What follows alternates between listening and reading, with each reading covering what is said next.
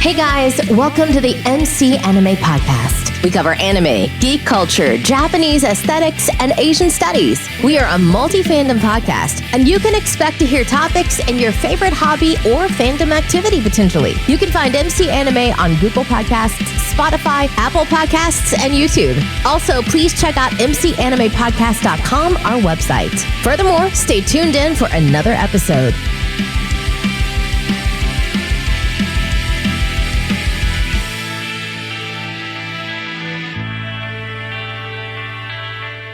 Alright guys, welcome to another episode of MC Anime. MC Anime here, and I'm with my fellow guest.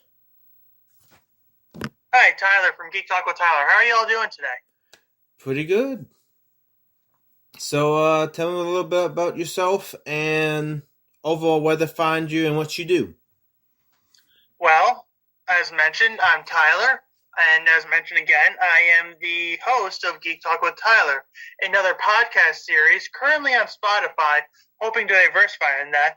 But if you want to check out my episodes, check out geektalkwithtyler.com. It'll show you the guests I've had on my show, it'll show you the people that sponsor my show, and it'll show you any upcoming episodes that y'all may be interested in. Okay. So, this particular episode, we're going to be doing a particular interesting topic. One Piece Universe Explored in a nutshell. So we'll be talking about One Piece. Disclaimer ahead of time. We are not going to hold any punches when it comes to discussing One Piece. It's just going to be the chapter itself and different elements. So spoilers, if you would be advised about that. Well, if they're not caught up anime or manga-wise, that's kind of on them. The internet's a thing, and there will always be spoilers. Yeah, but I like to put that in there because who knows who gets mad about that. They get sensitive about that. Well, that's mighty nice of you. Thank you. So, let's talk about One Piece. Why do we both particularly like One Piece? I think that's a great question to start out with. Well, honestly, One Piece is different than your typical shonen anime, and I explain why specifically in my One Piece episode. Okay.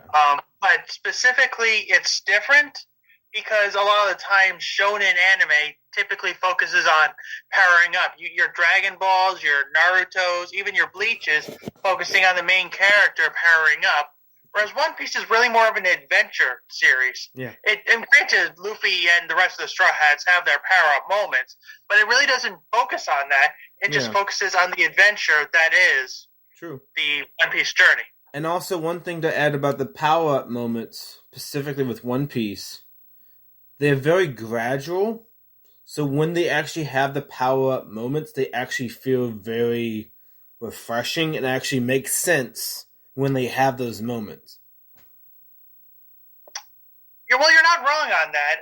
I felt like, well, with the exception of Luffy's Gear 2nd and 3rd, I kind of felt like that happened a little too quickly. Well, yeah, but that was also a time skip, too. I'm sorry? That was also, like, training that we didn't really see, so we lost, like, episodes to develop it and all this other stuff. Well, I'm also talking the manga. Yeah. It feels like we had a huge gap between the next gear, the 3rd gear and 2nd gear happening during the Annie's Lobby saga, whereas Gear 4 happens in Dressrosa. And then we see the other variants on Whole Cake Island. Yeah. Which is kind of interesting. I mean, if you haven't been watching the manga recently, there's been the legendary fruit, so that's also that. Well, it definitely brings to the question why that particular fruit was guarded by Shanks. True. We now know that Luffy's awakened fruit isn't the the Gomu Gomu no Mi like we were all led to believe. It's actually the Hito no Mi model Ryza, I want to say. But it's basically another mythical human Zoan. Yeah, well, it's kind of interesting. And for those of you that are unaware, One Piece fruits are categorized into 3 different things. We have your Zoans, which transform you into a specific animal. We have your Logias, which turn you into a specific element. Yep. And then your Paramecia, which I guess is technically anything that's either not an animal or an element. Yep. And with his particular, I think his mythical zone, wouldn't it be like, wouldn't it be, say, I don't even know what the model would be. Well, it's human, Yeah. like, say, Goku's fruit. Oh, okay. So it's definitely a human model. But honestly, I feel like I get more Looney Tunes vibe from it than actual person. True. Which makes sense, because if you they'd way back to like the 30s style of animation. Yeah. They're referred to as the rubber hose cartoons. So that's where Oda drew his inspiration from that. Oh, so it's the mythical deity Son Goku then? Well, no. Oh, okay. No, it's not mythical Son Goku. But first off, Son Goku is actually based on Sun Wukong from Journey to the West. Yeah. So if anything, it would be human monkey or human model monkey king. Yeah. But if anything, it really reflects more on those old black and white cartoons like Popeye and Oswald the Rabbit and all those characters. Oh, okay. I don't know. It's kind of interesting. Because now we learn the new name and then try to figure out what it means, but it really just means, Oda just basically saving one of the last moments to surprise us and give us a curveball. I mean, technically, Oda never really said that it was called the Gomu Gomu no Mi. Shanks did. Yeah. Like, remember when we see Queen's Devil Fruit and King's Devil Fruit and all these other Devil Fruits? They usually have the name and label right there. Yeah. Queen's Devil Fruit, Dragon, model Brachiosaurus. King's Devil Fruit, Dragon, model Pteranodon. We never saw that with Luffy's actual fruit. It was just Shanks. But I guess it's one of those gradual things.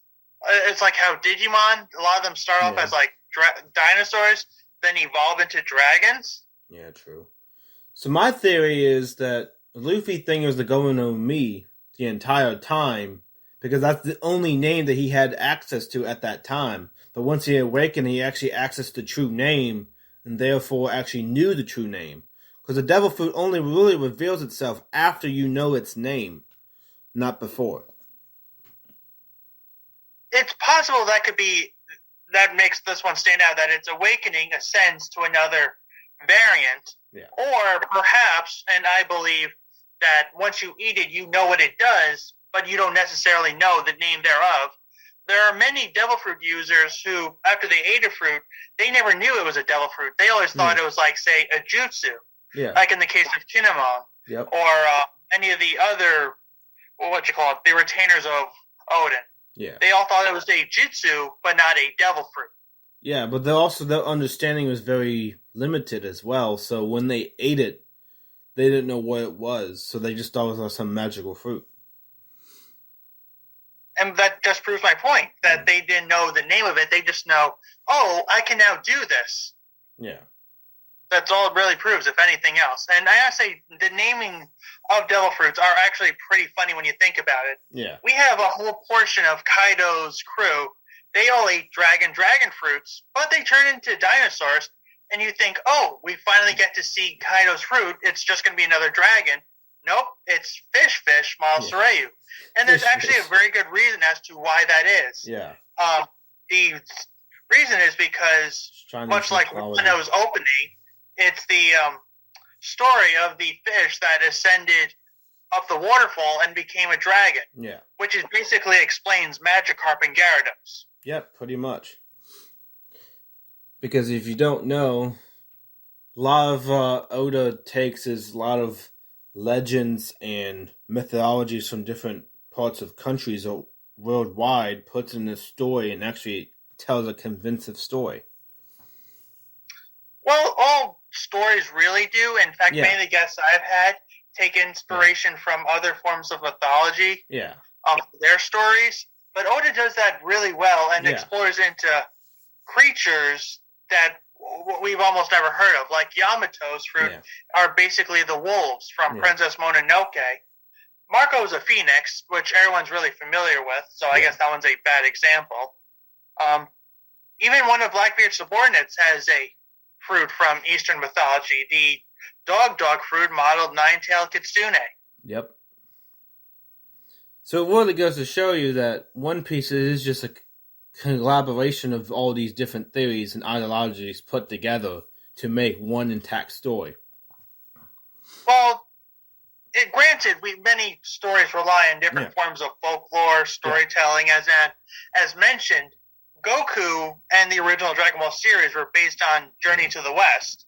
But it's how to integrate it to make it such a captivating story. Yeah. And the beautiful thing about One Piece is that they tackle issues before they become real issues. Yeah.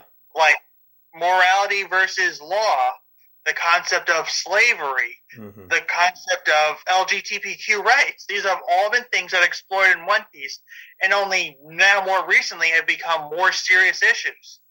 True, but when you also think about it, the morality and law and LGBTQ and slavery, those have been presenting issues throughout time. So it's really not a new continuation that Oda is trying to put into it. It's actually his variation to say these exist.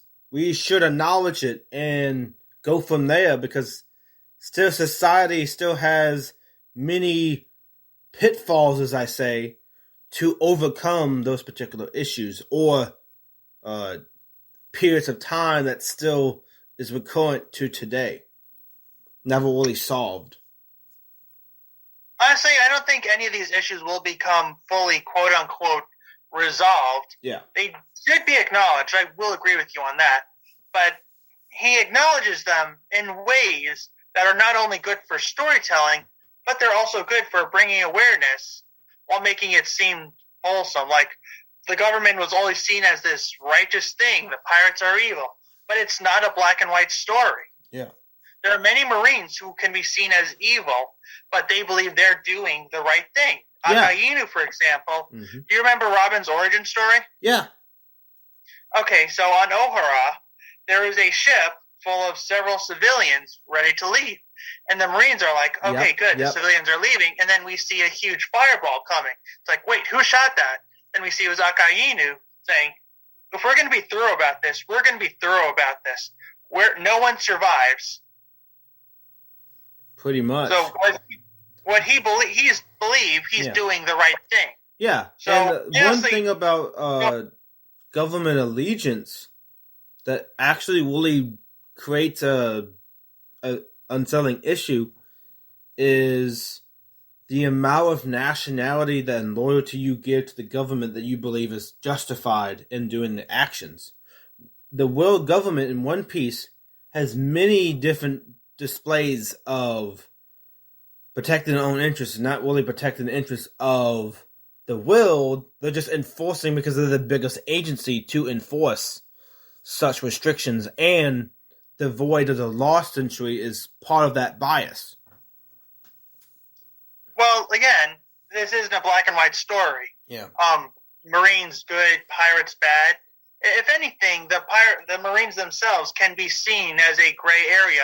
We have people like Garp who absolutely despise the world nobles, or celestial dragons as they're better known, but still wants to serve the Marine to protect against the malicious pirates that are there. Like, say, Eustace Kidd, when we saw him after the Marine War, we actually saw him like hanging up other pirates, like his namesake, Eustace Kidd.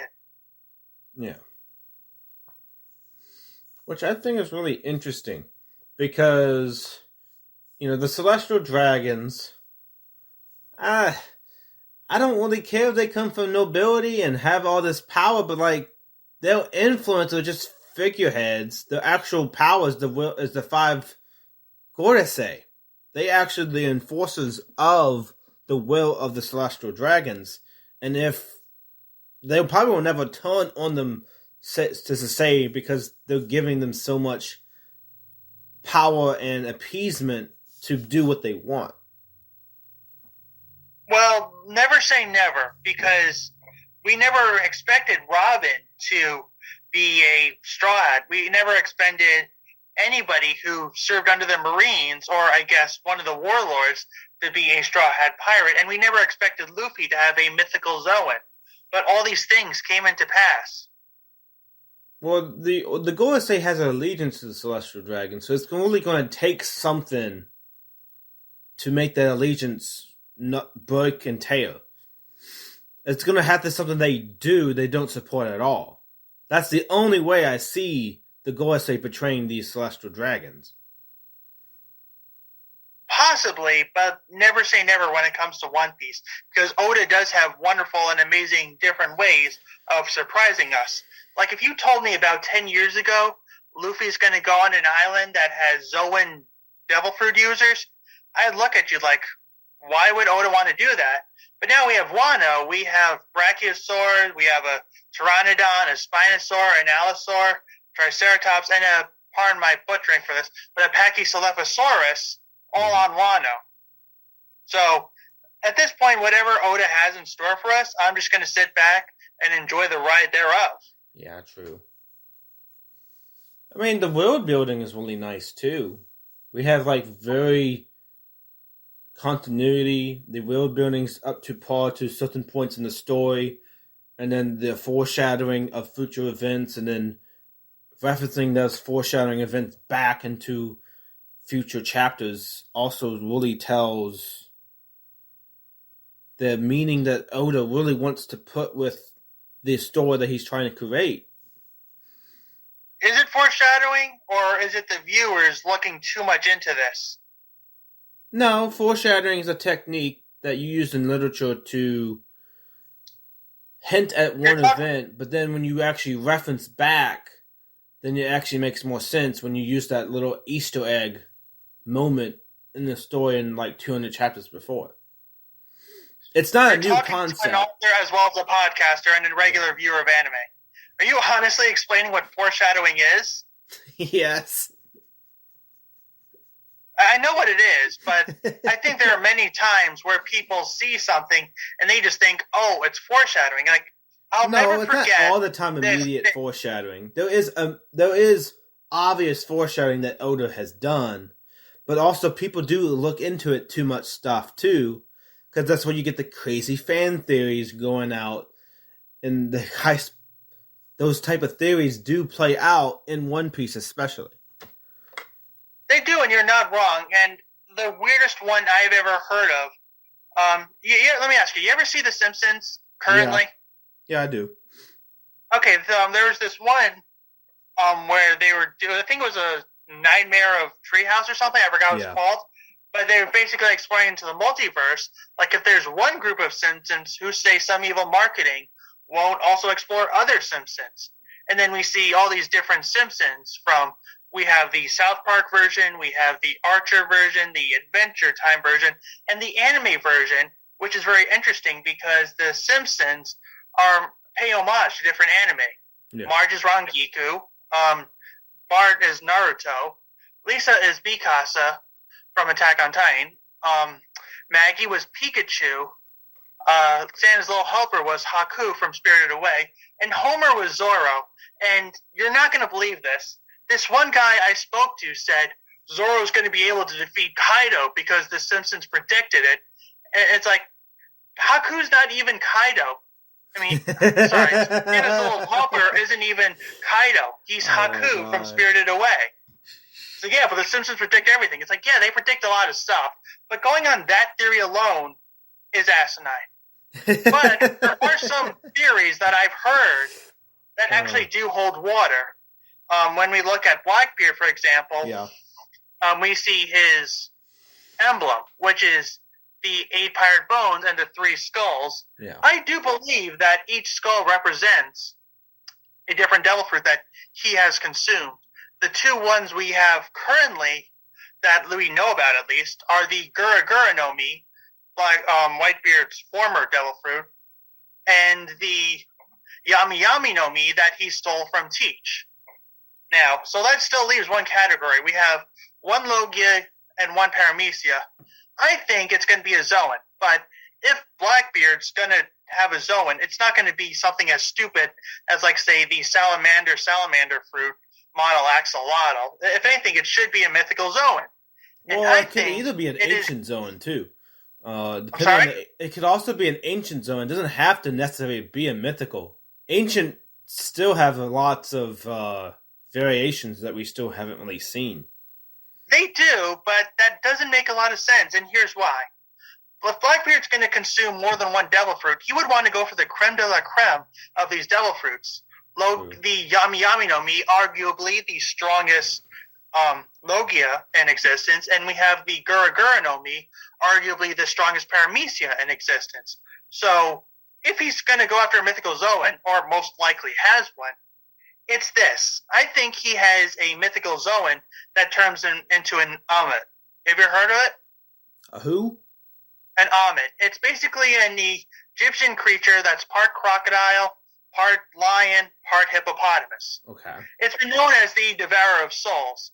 And here's why I think that. For starters, you know how many of the One Piece characters are akin to an animal.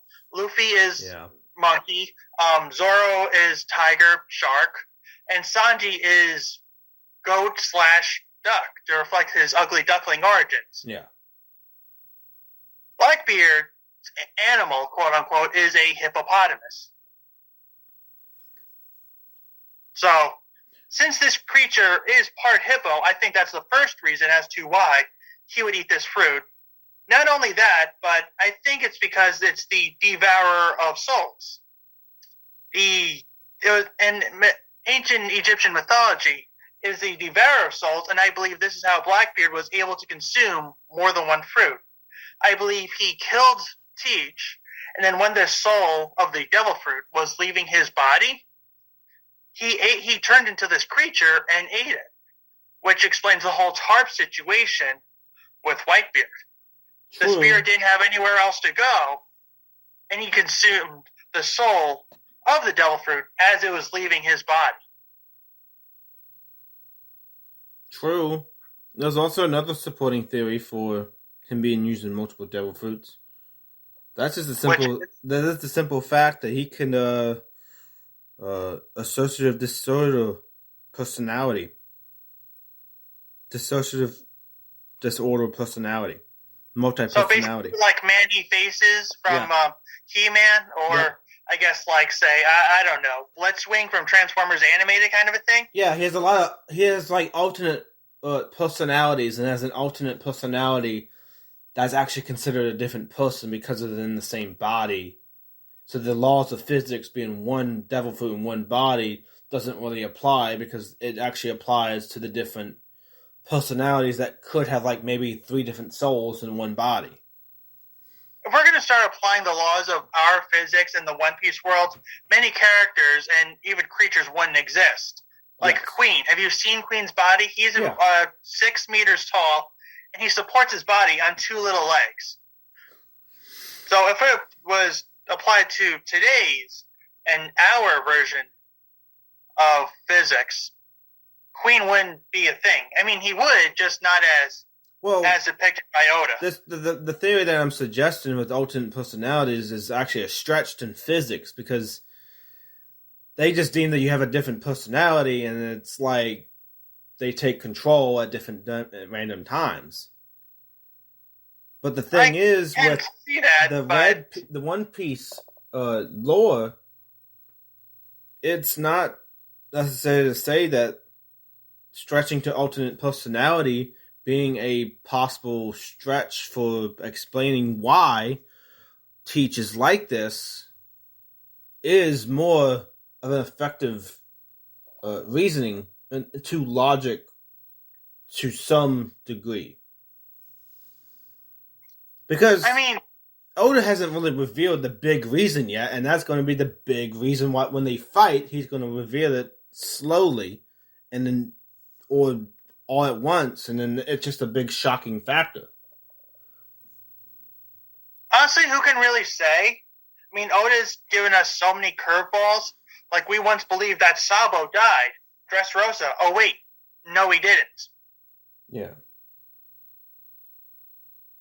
So, honestly, at this point, it's who can really say? But True. I think a lot of times when people look too much into it, they get sidetracked of what's really there. Like I mentioned with the guy who told me that Zoro's going to be the one to defeat Kaido.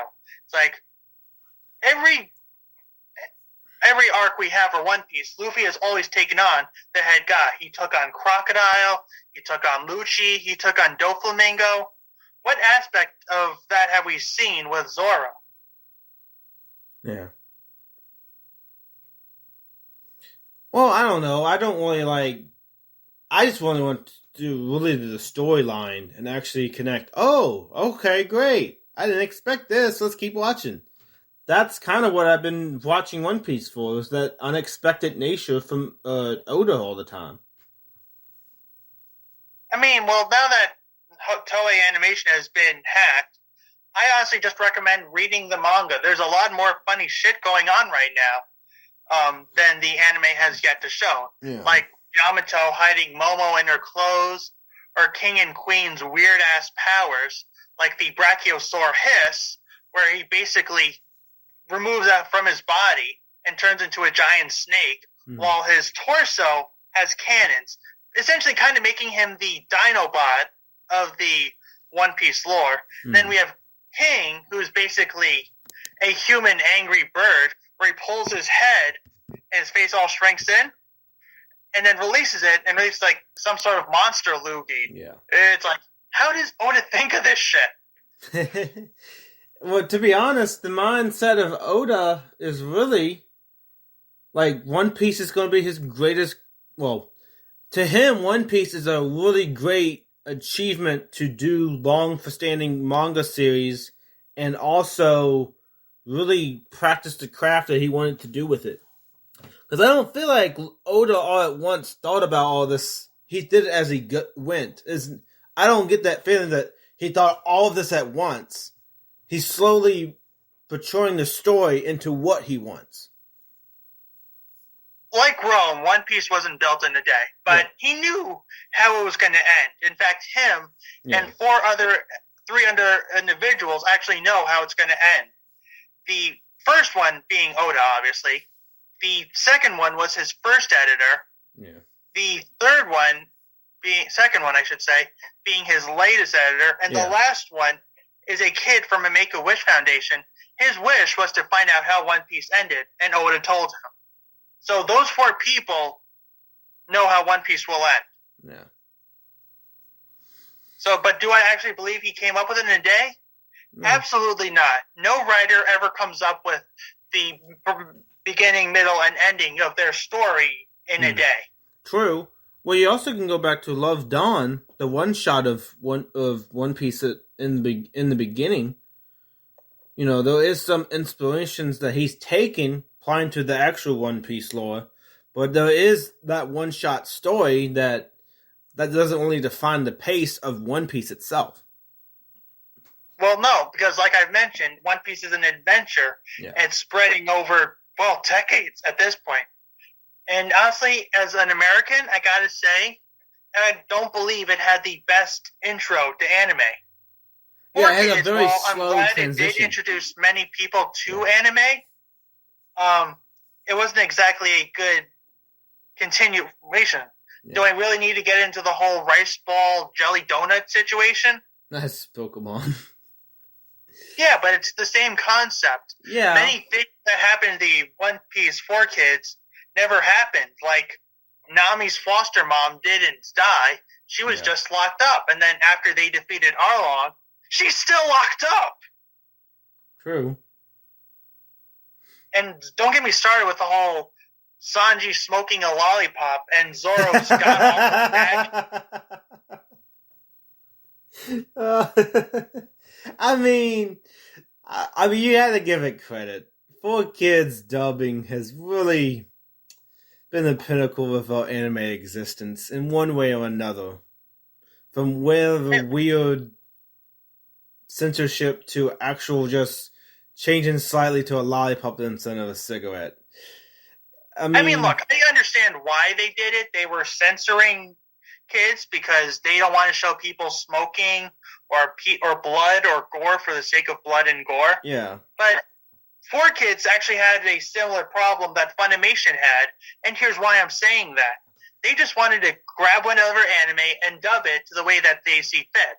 Yeah. There's actually an anime I saw to completion, and I hate to say it, it's a guilty pleasure anime. It's called Interspecies Reviewers. Oh yeah, I love Interspecies Reviewers. I'm gonna do a review of that tomorrow. Interspecies Reviewers is basically anyone who's ever played a D&D game, and instead of going on adventures, they just fuck women of various races, being minotaurs to golems to even weird things like bird people. Yeah, it's like, okay, and I get that concept, but Funimation really should have picked and chose more selectively. It's basically borderline hentai. Oh, yeah. Funny thing you mentioned that. That's actually one of the episodes I'm going to record tonight and upload it. Interspecies Reviewers Anime Discussion. Well, good luck with that, and I hope you find a good guest for that. I mean, I know it really thoroughly enough that I can just talk about it when I record it, so. Well, power to you then. So, but, with this particular One Piece story explored that we have in the universe, what is one particular fight scene that you think changed the narrative of One Piece? Oh, easy. Annie's Lobby. Not only was it a good growing moment for Luffy, it was a good growing moment for all the Straw Hats. Mm-hmm. We see Zoro's Enma form, we see Sanji's Diable Jean, and we see all these other One Piece characters grow as person, but most notably, Usopp. Yeah. Because he realized that he was weak, but he can still be an asset. Yeah. Can still be proven useful to the Straw Hats, because there were things he can do no one else within that crew could. It also was beneficial for Robin because she was just there, just a journey with them.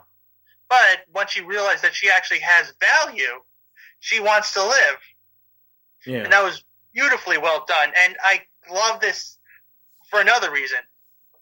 They all, I would say, it was 5 of them, or 6 if we're including the elephant sword, have Delafruits, 2 Paramecias, and 4 Zoans, again, if we're including the elephant sword. Yeah. Lucci and Jabra turned into a leopard and a wolf, respectively. And you think, oh, okay, so what vicious animal is Kaku going to turn into? And then we see it's a giraffe. Yeah. And they were just laughing at him, but a lot of the times people tend to forget that giraffes are, in fact, dangerous animals. Mm-hmm. They just don't look like it. They can actually decapitate a lion with a single kick. That's how powerful they are. And, they're not the giant creature you think to be in gentle. I think the defining moment that, with me, was probably Dressrosa, for the simple fact... The first time we have an awakened Devil Fruit user, the pressure to actually complete right there. That's not the very first time we've had an awakened Devil Fruit user. No. It's more like an actual fight scene with Luffy with awakened fruit. Also, we had the big pressure to actually enclose the Smile Empire. There's a lot of repercussions of taking down Dressrosa as well, because you had the criminal undermine the Joker himself being so implemented in all of the underground culture that the underground crime ring took a deep dive and then went back up to resurface after the fact to recover from it. So the implication of that particular arc, not only did we have, a partnership with Api Api no Mi with Law, but we also had an interesting formation of this congregation of Luffy's fleet as well. It's a lot of things added to the story that wasn't there before. You're not wrong on that, but back to that awakening concept. Yeah. While Doflamingo is obviously the most famous awakening, at least, now that we see Luffy just awakened his fruit, there are, and for those of you that don't know, an awakened devil fruit user is essentially a full potential devil fruit user, where depending on the user, you can manipulate your environment, as the case with the Aikoiji Akainu battle that takes place on Punk Hazard, where the landscape is now permanently changed to basically Shoto's powers from My Hero Academia, a cold side and then a hot side that's just permanently damaged. We have the Jailer Beasts, all 5 of them, and yes, I'm including I don't know why this exists, because Oda Logic, the dog fruit model Chihuahua Jailer Beast. And it wouldn't surprise me if we have other Awakens that have yet to be officially 110% confirmed. Oh, yeah. To Awaken. If you told me that Chopper was an Awakened Devil Fruit user, I would not be surprised by that, because Chopper is the best example of a bad Devil Fruit good user. True. This also goes to show you that, when you logic doesn't really apply. It's really what the story is at the time. And there's so much overlapping details that the lore of One Piece is built on, that every one, as you get to the next layer, is another foundation that just adds on to the deep continuity of the show itself and the manga. If you're honestly going to start applying logic into anime, then you're honestly going to give yourself an aneurysm, because that is just a headache waiting to happen. That's the beautiful thing about most anime. They don't have real-world logic to them. It's their logic, but which is extremely different than our logic. And that logic can be loose. It can be a very specific type of logic, like Oda has done in One Piece. I'm sorry, can you repeat that? It can also be a very loose interpretation, or it can actually be a very specific logic for what the story is going to be and their point out thereafter.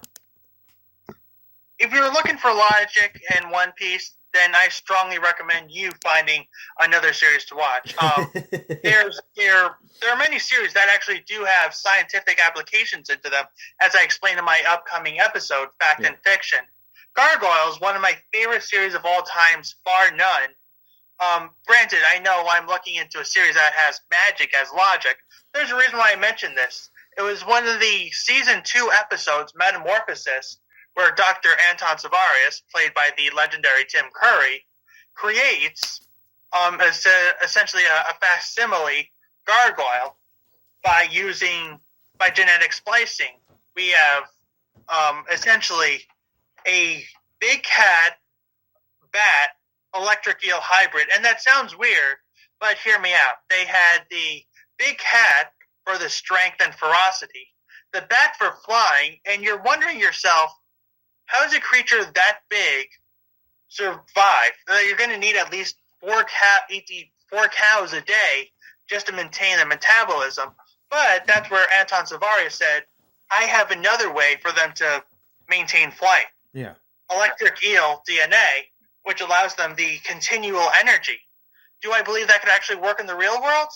Most likely, no. Because you're combining 2 warm-blooded animals with a cold-blooded animal, but at least gives us more of a reason on how it's possible. Like why gargoyles turn to stone. Yeah. Their hibernation is essentially them recharging their ability to use their wings to glide. Yeah. And yes, I say glide, not fly. That's been confirmed that they can not fly, but glide. True, and also with One Piece universe, one anti-logical thing to really say about is the actual world map. Not really do we see our world being that big defined by the world map, the New World, the Red Line, the Grand Line, on all these different dividing seas and the Calm Belt, all of that. It's really unique as well.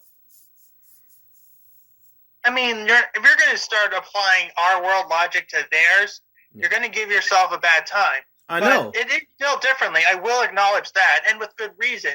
It is an adventure anime that involves the Straw Hat Pirates sailing on a boat, and it's kind of hard to do that when, if you take into our world standards, a lot of the world is continent.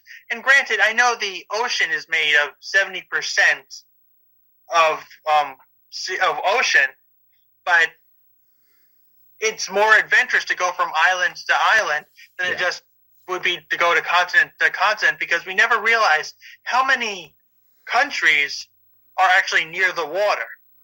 Pretty much. Well, actually, all the countries. There is no continental countries, really. It's all island countries.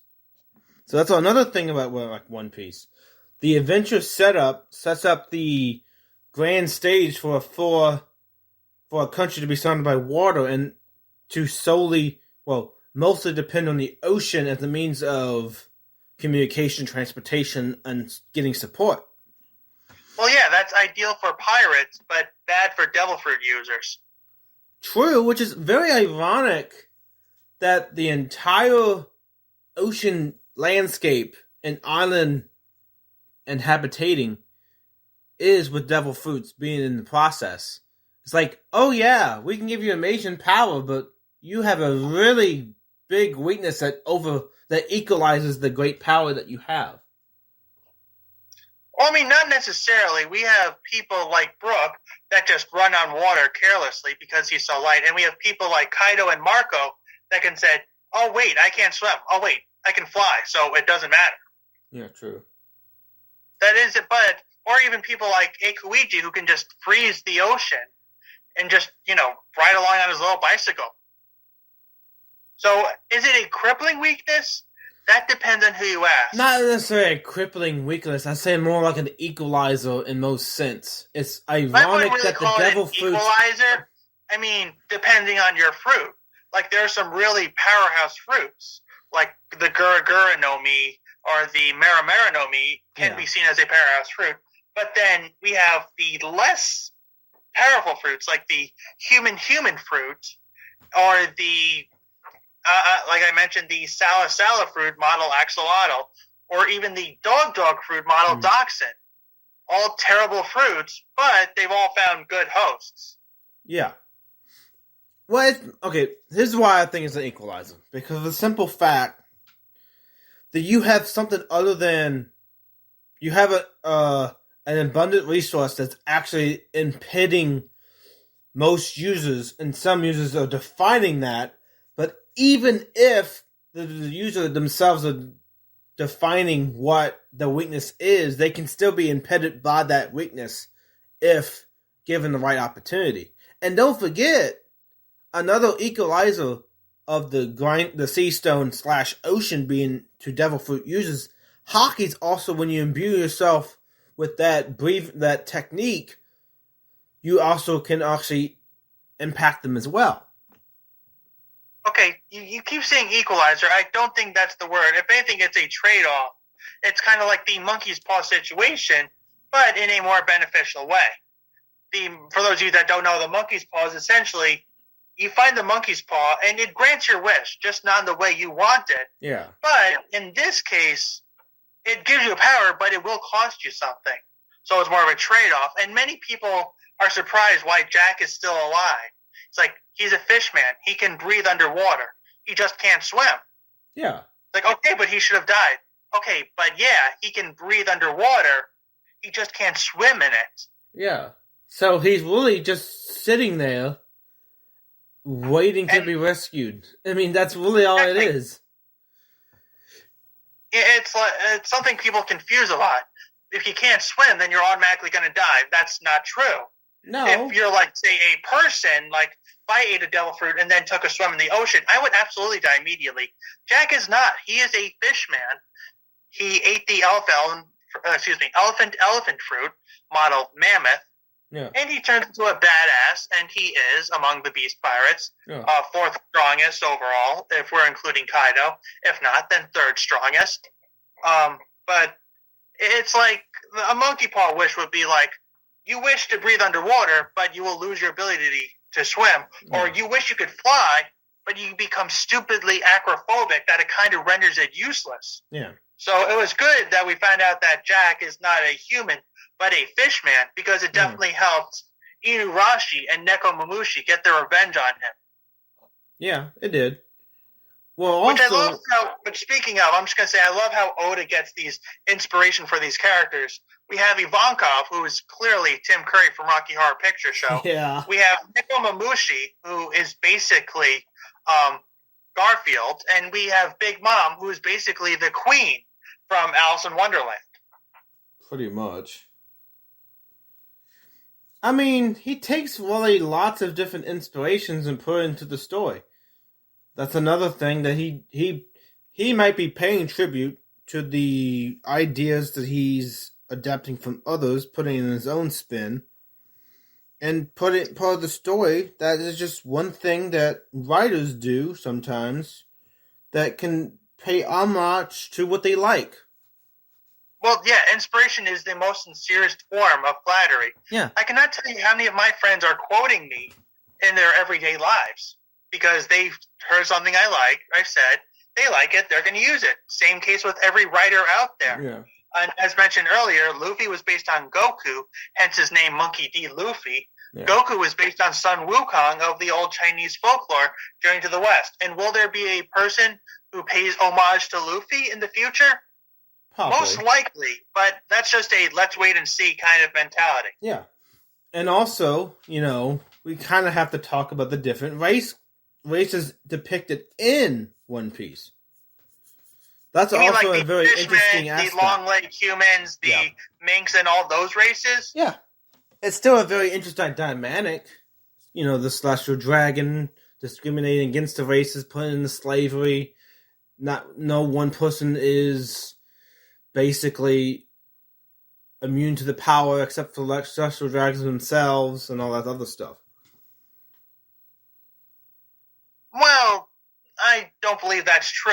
I believe that the Celestial Dragons are basically like that spoiled rich kid that can get away with anything because their family is rich kind of thing. Yeah. And Luffy, and I'm glad Luffy did this, one of the defining moments in the One Piece series is where he absolutely bitch slaps one of the Celestial Dragons for shooting his friend. It's like, no, know your place. And apparently he hasn't learned that lesson because come the meeting that they had, which took place after Wano, he's like, oh, I'm going to kidnap me a mermaid. And then we see the other Celestial Dragon just bitch slap him. It's like, did you not learn the first time?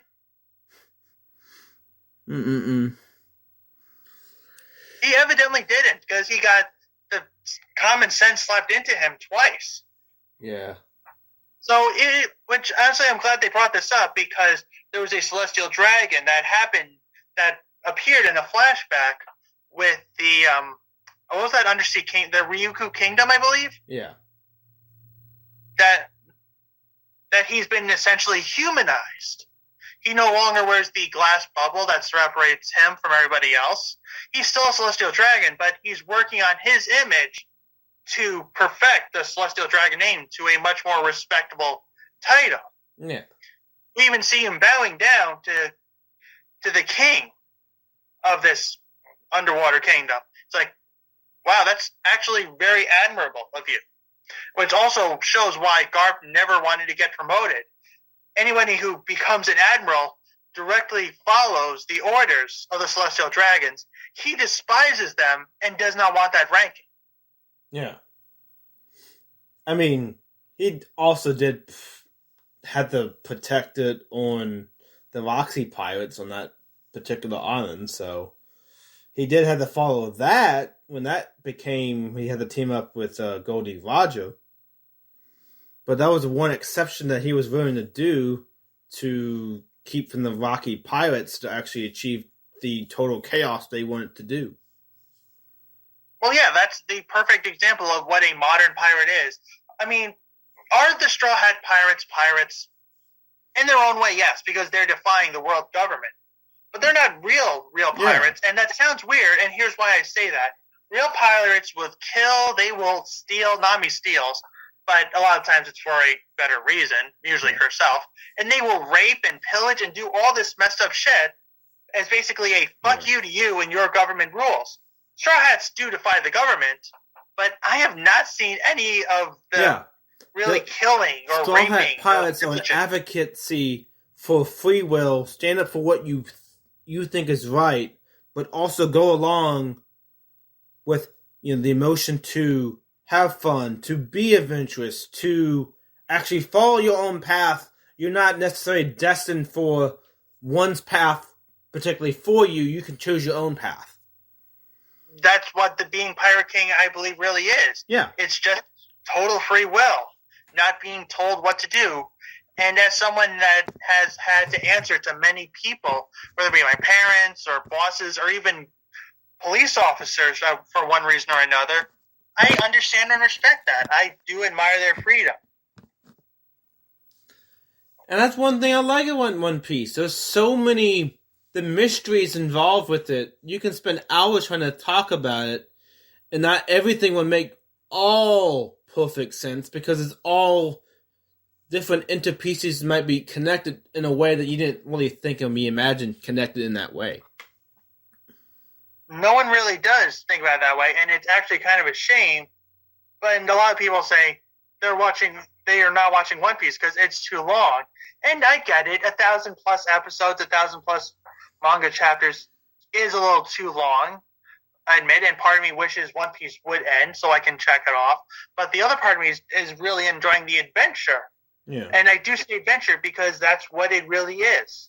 That's why it stands out from modern shonen. Yeah. That end's been able to sell more mangas, not only than any other manga series, but also more than many American comics, like Spider-Man and Batman. The only comic series that has sold more than One Piece is Superman, with 600 million copies sold. And the thing with One Piece I like is the simple fact that there's not a lot of filler content. It's still on that theme of... I'm going to stop you right there. When you say not a lot of filler content, I'm talking about like the typical filler that's like... Okay, can I it's finish? not typically too many flashbacks as like you would think. The flashback is actually geared to the story. There is like episode arcs that are like particularly filler, but they're not like compared to like Naruto or Bleach, when an entire season arc is just filler. As much. Okay, which I still haven't asked my question.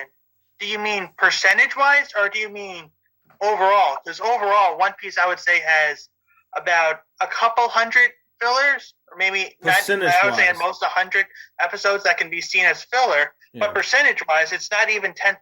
Yeah. Filler. It's not because the percentage is what I'm looking at. Percentage-wise in the episode count, it's really small compared to other big anime. Well, yeah, I mean, I would say the three most percentage-wise for any shonen anime with filler would be Bleach, Naruto, and Naruto Shippuden, which is why I've never really liked Boruto, because they actually had to open up with filler. If you have to open up with filler, then it's clearly not good. Yeah. Which I like about One Piece. It mostly stick to the storyline. It didn't really stray away too much. True, but there are times where filler can be good. Yeah, I know. And stuff flush out. Especially One Piece. The like One Piece world, the fillers that they have were very pinnacle for the storytelling. They gave us that early childhood, or that, particular reason to this, or why this happened, but it's exploring in a different way. Perhaps, but there's a lot of content to work on, so I honestly don't see that much filler being there in the first place. Yeah. And the focus of the story is like, well, point A to point B, and there's not much in between that's distracting you from that journey along, either. No, and it really annoys me when people skip over Skypiea, because not only was that canon, but it was actually a good story of a true powerhouse being Enel. Yeah. The only reason Luffy won was because his Devil Fruit is the natural counterpart to his Goro Goro no Mi. If Luffy had any other Devil Fruit at all, and he was still as strong as he was, he would have lost. He doesn't have Haki, or at least really any form of developed hockey at that point. Any other devil fruit would actually be an actual weakness to it, because that is an absolute powerhouse with devil fruit, just being able to conjure up huge and massive lightning storms, which is actually more times than not very, very, a lot of people don't think this, but it's a very hot devil fruit, because it's been shown that lightning is even hotter than fire and magma. Yeah. Electricity also has the, pulsating effect that really affects the body more, too. Exactly. The blast of electricity can also influence. Are composed of energy. Yeah, they can eat. I guarantee you that Logia can probably damage a lot of different Logia just for the simple fact how electricity operates as a plasma matter. I think it's like that's kind of counter-redundant. Yeah, that's like saying, "Can I get some pork bacon?" Because bacon is pork. You don't need to say pork bacon. Yeah, you can just say bacon. Plasma is already a type of matter. Saying something that's plasma matter is like putting a bet on a hat. Or one of those people that like their own posts on Facebook or Instagram. It's like, okay, we get it. You already put this out for us to see. Why are you liking it? That's stupid.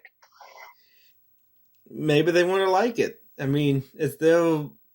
Granted, you're free to do whatever you please, but that's stupid. If you already like it enough to share with the world, then you don't need to hit the like button. True, but... That's like asking, hey, can I get a cheeseburger? Oh, and can I get that with cheese? You're already asking for a cheeseburger. You're already asking for extra cheese. A hat on a hat. Oh, gosh. What is one aspect of One Piece that really gives us the motivation to keep going? Oh, honestly, I like to see things follow through to the end if their story is good and captivating, and it is. Mm-hmm. And I've been following it ever since I was a kid, some 20-some-odd years ago. And granted, like I mentioned, it didn't have the best origin, being the 4Kids American dub, but it still is a good story overall. Yeah. And I honestly wish more people could get into it, but I understand why they don't. If you tell me One Piece is too long, I'm sorry to hear that. I respect your decision. If you give me some stupid reason, like One Piece is stupid, or, oh my God, like one person actually said to me, Naruto is GOAT anime. It's like, GOAT, my God, that's so stupid. GOAT usually typically, GOAT is like if you really want to track GOAT, you just track the best-selling anime. If you want to do that. Is more the manga. As a viewer of the anime and manga, I will tell you the manga is better. Oh yeah, but first of all, the term GOAT is asinine, and it's been stupidly overused. Greatest of all time. How do you know that? They're not done. If you told me Lord of the Rings is the GOAT, quote unquote, of movie franchises, I will agree with you on that, because that franchise has won more Oscars than any other film trilogy, even Star Wars. Yeah. 4 in the first one, 2 in the second, and an amazing 11 Oscars for the last film alone. Yeah, pretty much. And if you're going to back up GOAT, you're going to have to back up like awards, achievements, records that have been made. There has to be a particular like number or reason why you're backing it up. And GOAT, a lot of times, there's not a lot of backing the GOAT for the simple fact that it's really hard to achieve that success, that moment of achievement. The term GOAT is just a pissing contest. That's all it really is. Remember that thing I told you about with the Simpsons, Haku, Zoro killing Kaido theory? Yeah, that was the same guy that used GOAT for everything. It's like, goatings, and check out these boneless wings. They're goat food. It's like, dude, you're overusing the word. The more you use a word, the less meaning it has. And first off, I'm going to say traditional wings are much better than boneless wings, because boneless wings are essentially glorified chicken nuggets. That's all they'll ever be. Secondly, you're overusing a word. Like I just mentioned, the more you use it, the less meaning it has. It's like one of those participation trophies you give to everybody so they don't feel left out. And I get that. That is nice. You want to make them feel included. My podcast has people from all walks of life. I've had black co-hosts, white co-hosts, Asian, Hispanic, gay, pansexual. As long as you know your shit, you are welcome on my show. But I'm not just going to give you a spot for the sake of giving you a spot. Yeah. Does that make sense? Oh, yeah. I think so. And the one thing because I take if you're just going to give things an empty title, then it means nothing. Yeah. It's like, I'll never forget this. This one guy I used to associate myself with, we were getting him, my other friend, a gift, and we were all chipped in for said gift. The other guy, he said, hey, can you sign the card? It's like, dude, he didn't contribute to the gift. Why the fuck are you making him sign that card? That's stupid. True. And granted, the friend that just signed it, did give me the money for my other friend's gift. But that was the whole point of the card. The card was to show you these people that signed the card paid for your gift. Yeah. The one thing I take from One Piece in reality is it has a great story. It has really intriguing plot designs that continue to captivate me, even to the end of the story. One Piece is probably one of those shows I'll probably rewatch again even after it ends. Because there's so much detail that you miss. One Piece episodes, like, there's so much that you can't even comprehend because you might have been focused on something else when you found this small detail and you appreciate it more.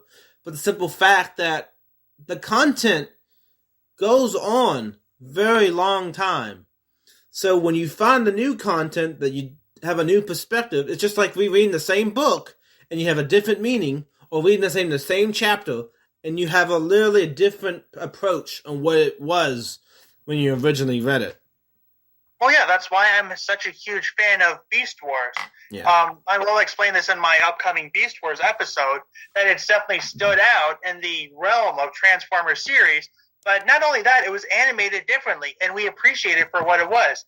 And I actually pay acknowledge to this in my episode, Cartoons Then and Now, as the series that has stood out for their animation. But overall, Beast Wars does stand out because it tackled things that other Transformers series has yet to cover. Yeah. Like in the case of nature versus nurture, morality. In fact, 2 of the characters there actually got nominated in the Transformers Hall of Fame. Dinobot for sacrificing himself so history wouldn't be changed, and Waspinator, who's basically the Kenny of the Transformer franchises, dies in every episode. And that sounds weird and why they would do that, but here's why. The producers of the show hated how Waspinator sounded. He sounded like a humanoid wasp, which is exactly, there's a lot of buzzing around, and it would get annoying. But he became such a fan favorite that they couldn't get rid of him. But they had to end the annoying buzzing sound, so they just killed him in every episode. Yeah. And I think this really takes on what we like about One Piece and how One Piece has really opened up new horizons for not only what the story was, the character development, the grand design in the end, Oda's vision from beginning to end to middle to everything in between, but we also relate it to One Piece and how it's impacted us in different ways, and we were able to reflect on that and actually, not necessarily pay tribute, but like talk about it because it's a really great series, and overall how it's been impacting us throughout, the journey we've been following it. And I agree with that, and even if we don't take these lessons we learn from One Piece, we absolutely should. But even then, we can take character inspiration from them, not including anime. I'm going to go to a cartoon realm. Demona from Gargoyles. I spoke to the creator of the series, Greg Weisman. He was heavily influenced by Magneto for Demona, and not in the physical sense, of course, but in the mental sense of the us versus them mentality. Yeah. Magneto being the us mutants versus them humans, whereas Demona is us gargoyles versus them humans. Yeah. And where can they find you again? To wrap up this episode? My website is geektalkwithtyler.com. I am currently on Spotify. I am looking to branch out to other podcasting.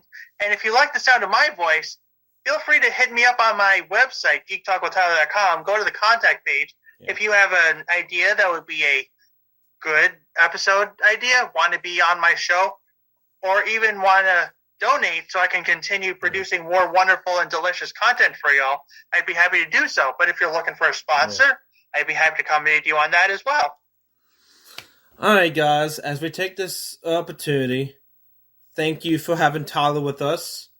And I really appreciate you having you on the show. It was really fun talking about One Piece lore and the universe, exploring what it was, what it is, what it means. And overall, having a genuine good personality that at some points is like, okay, he's going on, let him have his spotlight and be a good personality doing it. Well, thank you. I appreciate the opportunity to shine to talk about my favorite anime and manga series. Alright, so as this wraps up MC Anime Podcast, I would thank the audience for viewing this content, and don't forget to check us out on Google Podcasts, Apple Podcasts, Spotify, iHeartRadio, and Amazon Music. Those are the main areas that we're at. And don't forget, Patreon is a really big importance for, supporting us and having everything else stay in tune. So go in the tiers and then do what you think is right. And overall, you can find us on Blog MC Anime, on Patreon. And thank you so much. And enjoy your day. Thank you for Tyler for having us.